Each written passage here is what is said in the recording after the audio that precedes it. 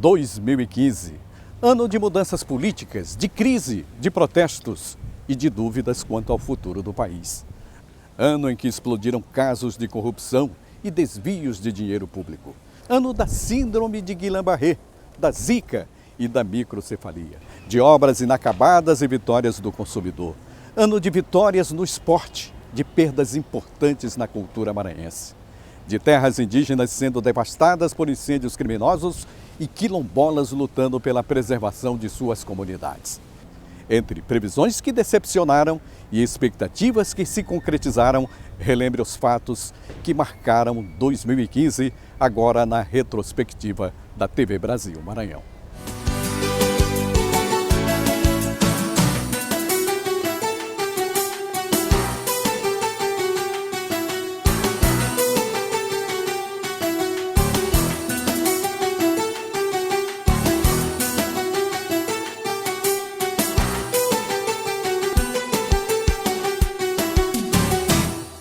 Aedes aegypti mais poderoso, desvios de verba da saúde, pedido de impeachment da presidenta Dilma. Não faltaram motivos para preocupar a população. O ano que está acabando foi um verdadeiro desafio para todos os brasileiros, inclusive para quem começou 2015 assumindo o posto mais alto do Executivo do Estado. O Partido Comunista do Brasil assumiu o Palácio dos Leões com grandes desafios. Dino assume uma das unidades da federação com piores índices do país. 17% da população vivendo abaixo da linha da pobreza e com a maior taxa de mortalidade infantil do Brasil. Em entrevista exclusiva à TV Brasil, Flávio Dino destacou a necessidade da transparência na administração pública e falou sobre os problemas que encontrou logo que chegou ao governo.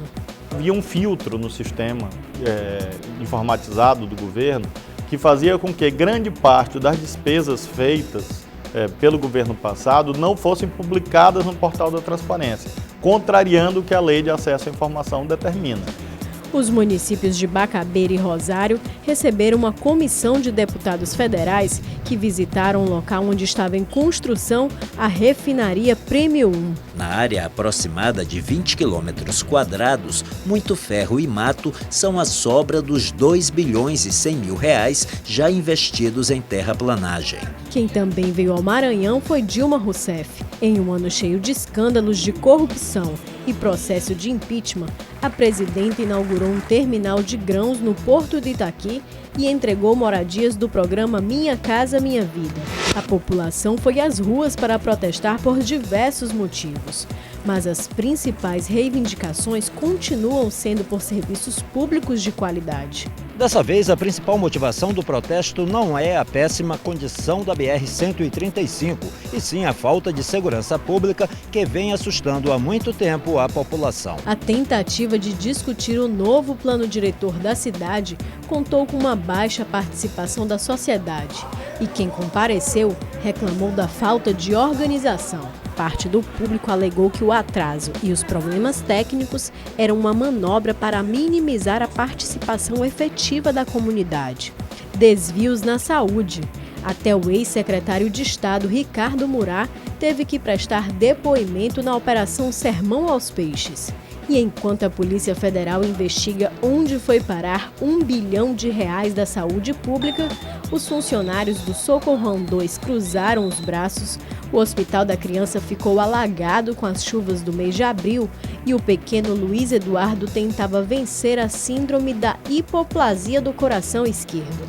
Na época, a família foi informada que não havia no estado nenhum tipo de tratamento disponível nem pelo SUS, nem cobertura pelo plano de saúde.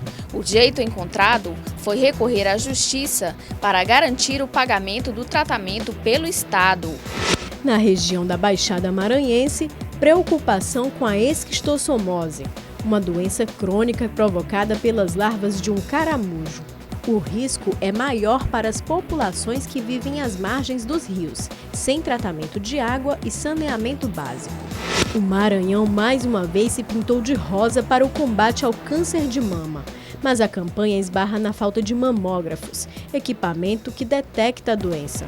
De acordo com a Pesquisa Nacional de Saúde realizada pelo IBGE, 40% das brasileiras com idade entre 50 e 69 anos não fazem mamografia. As maranhenses estão entre as que menos realizam o exame. Depois foi a vez de lutar pela saúde dos homens. A campanha Novembro Azul é uma forma de chamar a atenção da população para a importância da prevenção de doenças que só acometem os homens. Uma delas, o câncer de próstata. Mas o que gerou maior preocupação foi o Aedes aegypti, que está ainda mais perigoso. O mosquito da dengue também transmite o Zika, virose responsável pelo aumento dos casos de microcefalia, principalmente no Nordeste. Barulho. Não faltou barulho em 2015.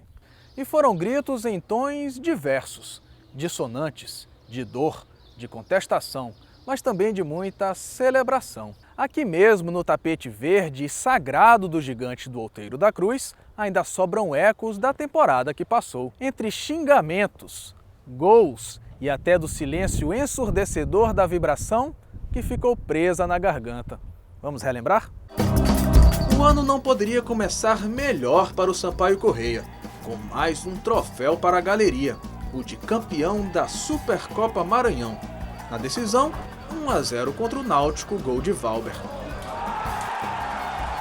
E se teve grito de campeão, o que não faltou também foi barulho por causas sociais. Descontentes com a lentidão no processo de reconhecimento de terras, quilombolas ocuparam por 10 dias a sede do INCRA no estado. O acordo prevê que até 2018 sejam finalizados 40 laudos antropológicos e 60 relatórios técnicos de destinação, que são etapas cruciais no processo de titulação de terras. Outra ocupação deu o que falar em 2015, a de parte do terreno em que fica o centro de treinamento do Sampaio Corrêa. Dentro de campo, o tricolor teve outra derrota um tanto inesperada, na decisão do estadual. No duelo do Tubarão contra o Cavalo de Aço, melhor para o Imperatriz, que fez a festa no Frei Epifânio lotado. 10 anos. Este foi o tempo que a torcida do Cavalo de Aço esperou para gritar "é campeão" pela segunda vez. Só que agora foi em casa e com o estádio lotado. Um momento histórico para a cidade de Imperatriz. A arrancada final do Maranhense prenunciava uma boa participação do Colorado no Brasileiro da Série D. Mas a grave crise financeira motivou até mesmo greve dos jogadores durante o certame. O resultado foi uma eliminação precoce, ainda na fase de grupos. E por falar em participações em eventos nacionais, os eternos rivais Sampaio e Moto tiveram desempenhos semelhantes na Copa do Brasil. Após avançarem à segunda fase, ambos foram eliminados por equipes paulistas. Quem fez a festa foi a torcida atleticana. Após amargar um ano longe da elite, o MAC venceu a segundinha e está de volta à primeira divisão do Maranhense. Sampaio Corrêa, Botão, que se prepare, que o Maranhão tá voltando! E também teve muita comemoração em outras praças. Rondinelli França colocou no peito a medalha de bronze no Mundial de Kung Fu.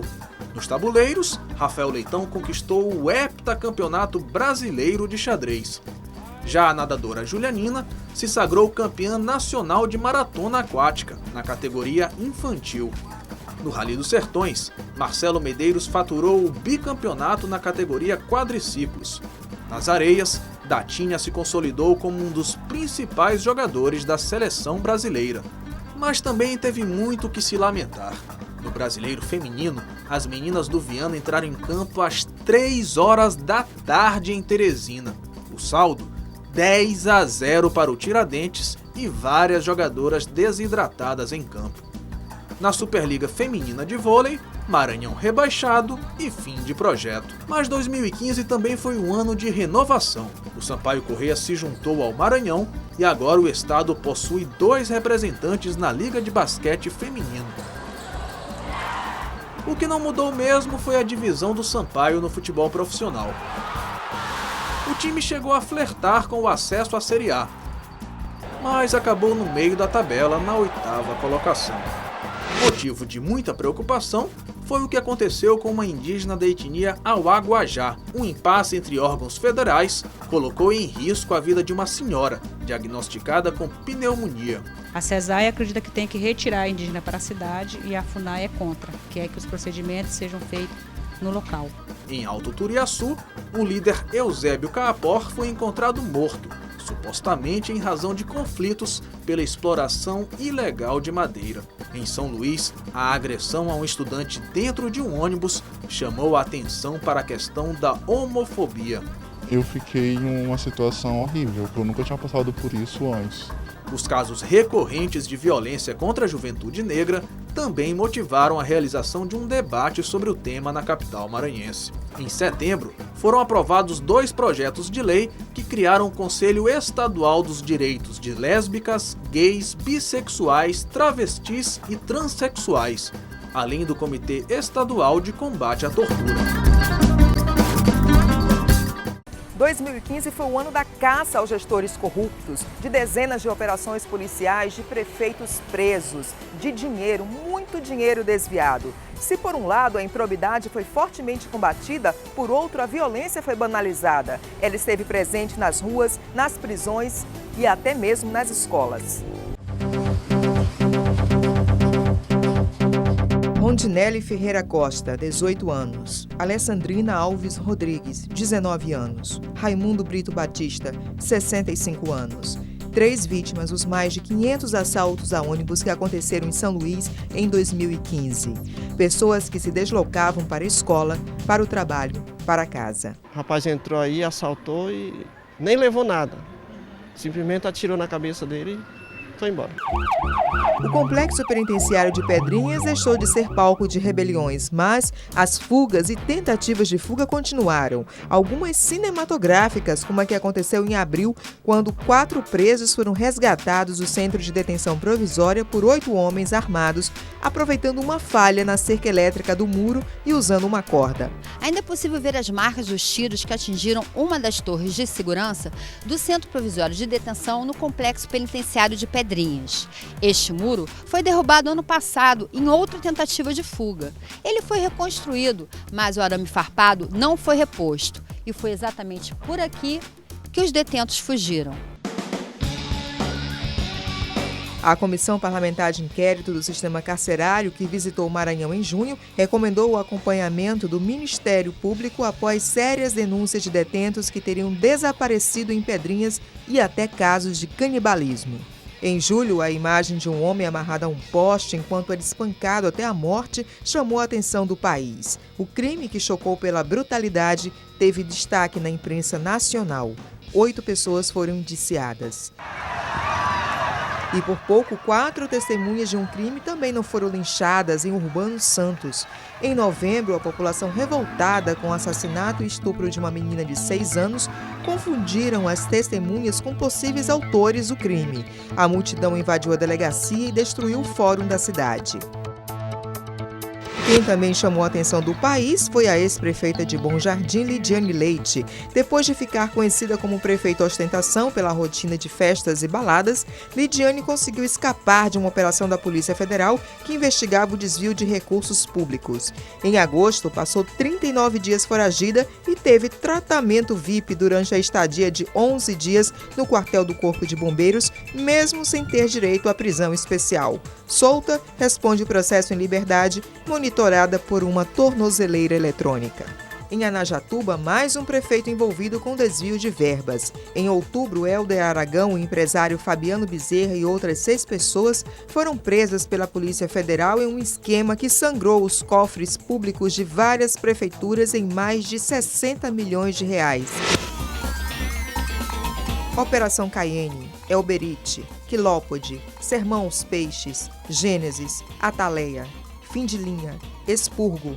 Foram tantas as operações que até as autoridades se surpreenderam com o número de gestores públicos envolvidos com organizações criminosas. Quanto mais se investiga, mais se descobre o tamanho que é a corrupção. Enquanto isso, líderes comunitários eram assassinados. Em janeiro, o professor Pedro Wilson Moraes, o Pedro Sardinha, líder comunitário do Coroadinho, foi morto com 3 tiros. Ana Cláudia Barros, líder comunitária da Vila União, e Ivanildo Coutinho, líder do Tibiri, ambos assassinados em outubro. No interior, Raimundo Rodrigues, conselheiro da Reserva Biológica do Gurupi, chegou a registrar um boletim de ocorrência e gravar um vídeo denunciando as ameaças. Ameaçando de matar todo mundo lá. No ano em que pela primeira vez os diretores das escolas foram escolhidos pelo voto, a violência foi marcante nas unidades escolares. Uma estudante de 14 anos ficou ferida depois que um grupo de homens invadiu esta escola. Nesta unidade de ensino básico, os bandidos atearam fogo no teto. E o carro de uma professora foi roubado de dentro do estacionamento deste outro colégio. Os casos se multiplicam por toda a cidade.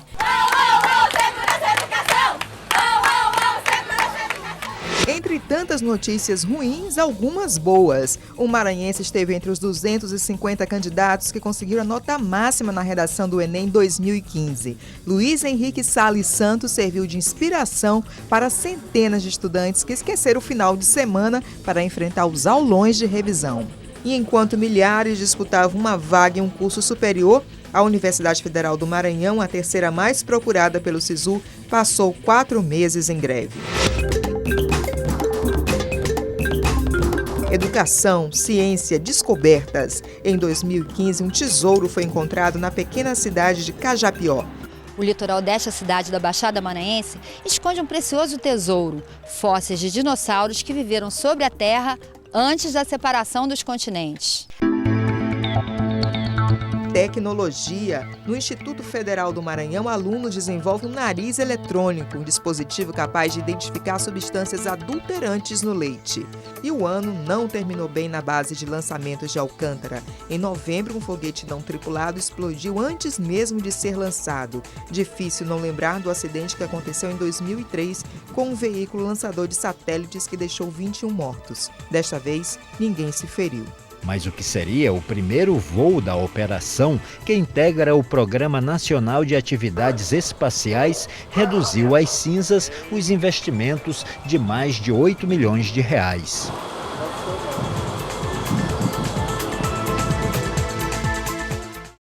E na nossa festiva cultura, grandes vozes se calaram e agora fazem parte do nosso panteão. O Maranhão perdeu 4 referências de sua cultura em 2015. Em janeiro, o Bumba Meu Boi chorou a perda de Humberto de Maracanã, reconhecido pelo Ministério da Cultura como mestre em cultura popular, deixou a saudade de sua voz imponente e composições que exaltavam a cultura e a terra maranhense. Em junho, foi a vez do sotaque de Zabumba chorar por Mestre Apolônio Melônio. Com 96 anos, o fundador do Boi da Floresta morreu por insuficiência renal após passar 14 dias internado no Hospital Carlos Macieira. A despedida foi ao som dos pandeirões e matracas com coreiras de tambor de crioula e brincantes do Boi da Floresta. Um dos mais importantes representantes do candomblé no Brasil, Pai Euclides, faleceu aos 78 anos em 17 de agosto. Era uma figura emblemática da religiosidade afro-maranhense. Referência maranhense na literatura, o poeta e escritor Nauro Machado faleceu aos 80 anos na madrugada do dia 28 de novembro. Ele conseguiu traduzir em versos todo um mapa geográfico, social e artístico através da poesia. Com 37 livros publicados, Nauro foi um autodidata, traduzido para o inglês, francês e alemão. Em agosto, o escritor que nunca aceitou uma cadeira na Academia Maranhense de Letras foi homenageado pelos seus 80 anos. Um ano de perdas. Um dos maiores territórios indígenas do Maranhão é quase que dizimado por incêndios criminosos. Em São Luís, uma comunidade remanescente de quilombo trava uma batalha para preservar o seu modo de vida enquanto é ameaçada pelo progresso. E o rio Itapecuru, o maior do estado, agoniza em meio à poluição. O rio Itapecuru nasce no sul do Maranhão, cruza quase todo o estado, passa por 10 municípios. Aqui em Itapecuru-Mirim, ele já teve 30 metros de profundidade. A profundidade dele aqui está 1,20 m. Responsável por abastecer 75% da população de São Luís, o rio Itapecuru sofre. Mas a esperança é de que as novas gerações saibam utilizar os recursos do rio com respeito e sustentabilidade. Peixes estão morrendo de tanta barbaridade. Do lixo tem o pavor. Estão jogando no meu leito. A coisa fica sem jeito. Eu peço meu protetor. Oriente esse povo para amenizar minha dor.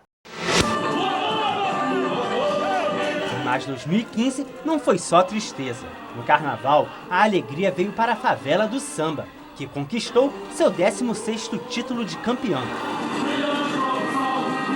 Do carnaval, direto para os festejos juninos, com um diferencial. Este ano, o arraial foi espalhado em vários pontos de São Luís, e tambor de crioula deram o tom e o colorido da festança. Carnaval, festa junina, muita alegria, mas também muita sujeira nas ruas e espaços públicos. Por mês, cerca de 26 mil toneladas de lixo eram jogadas no aterro da Ribeira, que permaneceu funcionando até julho, mesmo depois de uma decisão judicial pelo fechamento de 2009. Mas desde julho, São Luís passou a cumprir a Lei Nacional de Resíduos Sólidos. É para cá que agora todo o lixo produzido na cidade de São Luís está sendo trazido. E esta montanha de resíduos é resultado de apenas um dia de coleta. No município vizinho, São José de Ribamar, uma decisão judicial também determinou o fechamento dos lixões.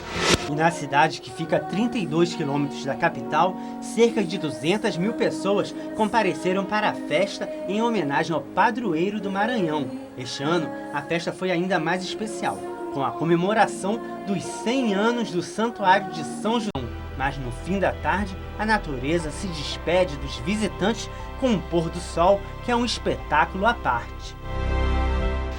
No meio da vastidão de campos de pastagem, surge a terra indígena de Araribóia, uma das poucas áreas em que o bioma amazônico resiste no Maranhão.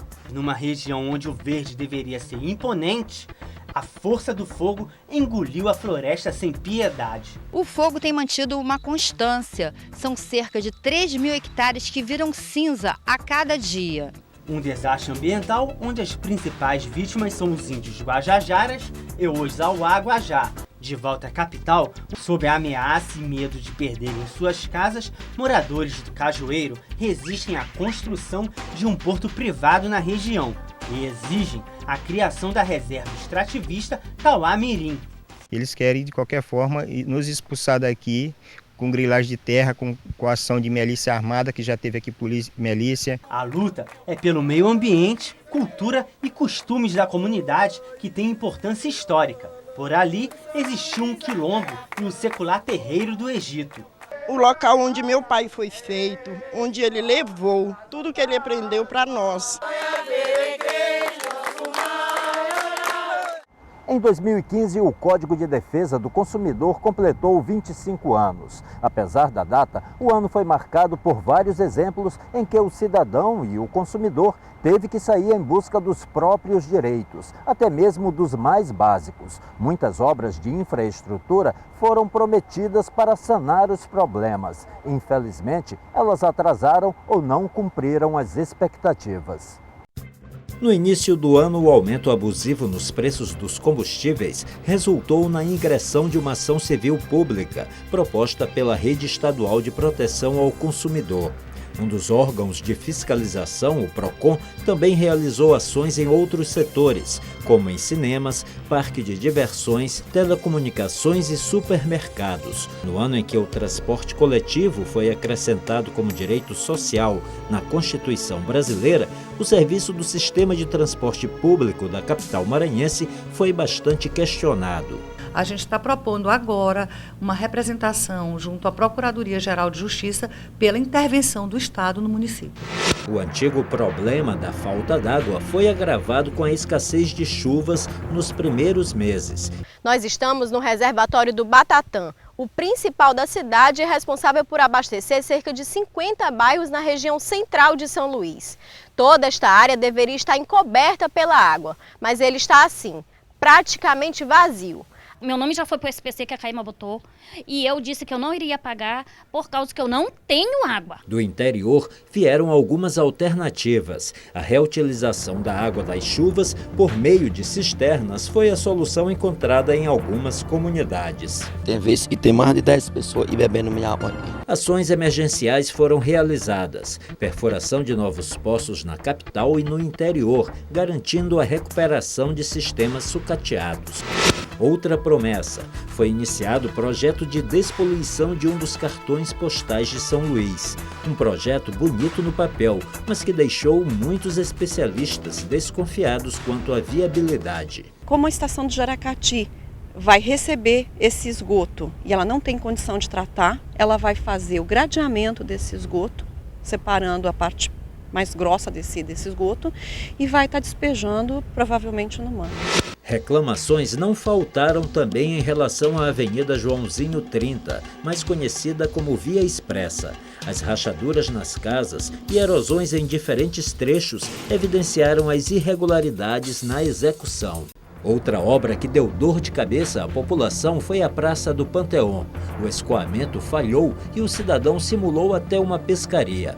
Já a buraqueira espalhada pela cidade, em razão da má qualidade do asfalto e por conta da grande quantidade de bueiros destampados, dificultou a vida dos motoristas. São Luís é uma calamidade, é a cidade dos buracos. O incômodo foi sentido não só dentro do carro, mas também no bolso de quem dirige. Diariamente nós estamos parando no mínimo 10 veículos, como vocês podem estar vendo aqui, para estar corrigindo a parte de suspensão. 2015 não foi bom para os moradores do residencial Nova Terra. Em São José de Ribamar, tentaram chamar a atenção das autoridades quanto às péssimas condições de infraestrutura do maior conjunto do Minha Casa Minha Vida no Maranhão. E não foi só eles. Parque Jaí, Cidade Operária, São Raimundo, o mesmo tipo de manifestação surgiu em vários bairros da região metropolitana. Antes do fim do ano, setembro também foi marcado pelo rompimento das comportas da barragem do Bacanga, construída há mais de 40 anos. A preocupação foi com os novos riscos de alagamento. A Secretaria de Infraestrutura teve de conter emergencialmente o problema, colocando uma barreira de pedras no lugar das comportas. Mas o ano acaba e a barreira improvisada continua no local, esperando que mais essa obra provisória não se torne definitiva em 2016. O ano de 2015 deixa a estranha sensação de não ter terminado. Cronologicamente, ele acaba daqui a algumas horas. Mas as dúvidas, desafios e expectativas plantados aqui nos acompanharão amanhã, em 2016. E o que a gente deseja é que este novo ano supere em realizações este que termina. Feliz Ano Novo!